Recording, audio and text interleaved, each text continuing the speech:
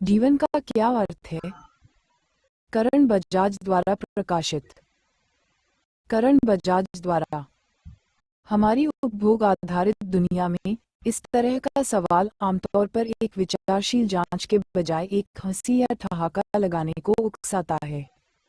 लेकिन जो लोग जीवन में नींद में चलने से संतुष्ट नहीं हैं या हॉलमार्क कार्ड जैसे उपदेशों को स्वीकार नहीं करते हैं कि बगीचे को आप जितना पाते हैं उससे थोड़ा बेहतर छोड़ें, यहाँ कुछ समय तक इस सवाल से जूझने के बाद मेरे विचार हैं। जबकि मैं योग और बौद्ध दर्शन से बहुत प्रेरित हूँ, मेरा मानना है कि रास्ते कई हैं लेकिन सच्चाई एक है। यह उस सत्य की मेरी व्याख्या है। मनुष्य का उद्देश्य पहले विकास है, फिर विकास। एक चील सही लय में अपने पंखों को ऊपर फड़फड़ाती है, फिर उन्हें सुंदर ढंग से नीचे ले आती है। अगर वह ऊपर फड़फड़ाती रही तो उसके पंख टूट जाएंगे। अगर वह हमेशा अपने पंखों को नीचे रखती तो उसे कभी उड़ान का अनुभव नहीं होता। इसलिए हमें पहले खुद को फैलाने, बढ़ने और दुनिया का अनुभव करने के लिए प्रेरित करना चाहिए, फिर उससे अलग हो जाना चाहिए। विकास का मार्ग निरंतर अपनी सीमाओं को आगे बढ़ाना है। पहले एकल कोशिका वाले जीवों से लेकर जो जटिल संस्थाओं में विकसित हुए, उन वानरों तक जो मनुष्य बन गए, जीवन के वे रूप प्रबल हुए जिन्होंने खुद को विकसित होने के लिए चुनौती दी।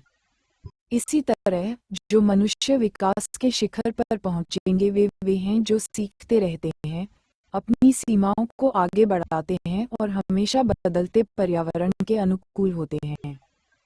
विकास के शिखर पर पहुंचने के बाद विकास की यात्रा शुरू होती है। मनुष्य एकमात्र ऐसा प्राणी है जो पूर्ण आत्म जागरूकता के विकासवादी शिखर तक पहुंचने की क्षमता रखता है।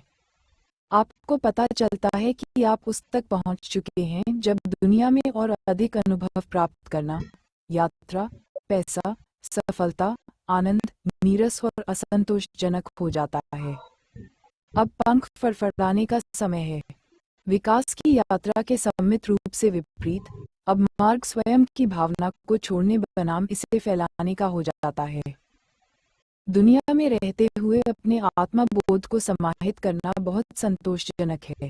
अंतर्विकास का मतलब गुफा में रहना और अनुत्पादक बन जाना नहीं है। आप अभी भी काम करते हैं, मदद करते हैं, सृजन करते हैं और जीते हैं, केवल आप ऐसा बिना किसी कर्तापन की भावना के करते हैं। व्यक्ति किसी भी चीज, किसी भी निर्णय, अवधारणा या विश्वास पर निर्भर नहीं रहता है और कार्यों के परिणाम के प्रति पूरी तरह से अनासक्त होकर कार्य करता है, जैसे कि वह अनंत सार्वभौमिक ऊर्जा का एक वाहन हो। अपने पिछले प्रयासों की तुलना में एक बेहतर उपन्यास लिखने के अपने अनुभव से इस तरह का निस्वार्थ रवैया कर्ता और कार्य, अभिनेता और क्रिया के बीच के अंतर को तोड़ता है, व्यक्ति के काम और कला को बाधित करने के बजाय उसे प्रेरित करता है। मैं ऐसा क्यों मानता हूँ? सभी प्राचीन परंपराएं उपरोक्त का समर्थन करती हैं। वे इसे विभिन्न मिथकों, कहानियों और प्रतीकों के माध्यम से व्यक्त करते हैं।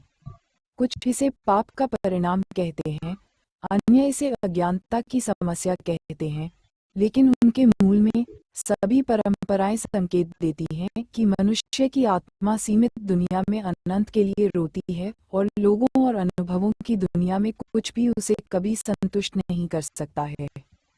सभी इसके लिए उपाय बताते हैं। इस भगवान या उसकी पूजा करें, यहाँ जप करें, वहाँ ध्यान करें, लेकिन मूल रूप से यह एक ही विचार है। खुद को भूल जाओ। आनंद पाने का एक ही सत्य है अपने अहंकार को अपने से उच्चतर कारण के अधीन करना। आधुनिक विज्ञान इसे मान्य करता है। खुशी पर वर्षों के शोध के बाद आधुनिक विज्ञान इस निष्कर्ष पर पहुंचा है कि पालौकिक खुशी के एकमात्र क्षण वे होते हैं जब कोई व्यक्ति प्रवाह में होता है या खुद के बारे में सोचे बिना किसी कार्य में पूरी तरह से केंद्रित होता है। ये काम में, किसी के साथ बातचीत में, अपने बच्चे के साथ खेलते समय, दूसरों की मदद करते समय या किसी और समय हो सकता है जब आप अपने कर्तव्यपन की भावना खो देते हैं। यह मेरे अपने अनुभव से मेल खाता है। हर साल यात्रा और बाहरी अनुभवों की मेरी इच्छा धीरे धीरे कम होती जाती है और इसकी जगह अधिक आंतरिक होने की आवश्यकता ले लेती है। लेकिन यह एक प्रगति है और पंखों को ऊपर और नीचे फड़फड़ाना दोनों ही अपनी तरह की खुशी लाता है। अनिवार्य रूप से एक प्रश्न उठेगा, क्या उपरोक्त एक व्यक्तिगत खोज नहीं है? दूसरों की मदद करने की क्या भूमिका है? इस पर मेरे कुछ विचार हैं, लेकिन मैं आपके विचार सुनना चाहूँगा।